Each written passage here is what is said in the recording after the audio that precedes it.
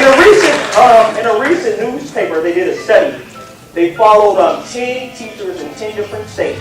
And these particular teachers had different types of students in the classroom. What they were trying to do was figure out how they could reach their children with whatever curriculum they had in front of them. So basically, science teacher was part of the study, math teachers, PE teachers, and they were trying to find a way to reach the student of the 21st century. 6 out of 10 of those students, of those teachers that was in this study, found ways to not only reach their students, but help their students reach their full potential. Now, when we say full potential, we're talking about anything from going to college, finding some type of future for them to go as far as beyond what school is. Basically, find them some type of goals that they might have in mind for them to be successful in school. Today, I'm going to talk to you guys a little bit about 3 of those 10 things that they did and that they applied. Hopefully, you guys will be able to apply them in this particular school year. You can applaud if you see something amazing. Just go ahead. My name is Jamal Keys. I'm also called a Math Motivator.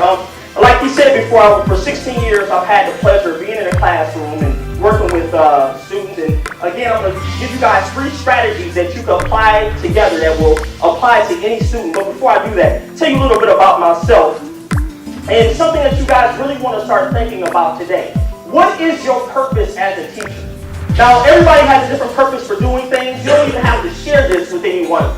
But you need to always think that in the back of your head, especially on those bad days, especially when you don't want to show up at work. You need to really start thinking about, what is my purpose? You might want to write it down. Put it right by your desk. What is my purpose? Because where purpose is unknown, abuse is inevitable. Period. What is your purpose? Again, I'll tell you a little bit about myself. My passion first started, I come from a school teachers. My mother and father were both school teachers for 40 plus years. I didn't like to read when I was in 3rd grade. I hated reading. I didn't, believe it or not, didn't even like to be in front of a classroom, or I didn't like to talk much then. Ironic here, but anyway. What ended up happening, my mother used to always bring home magic books at dinner time.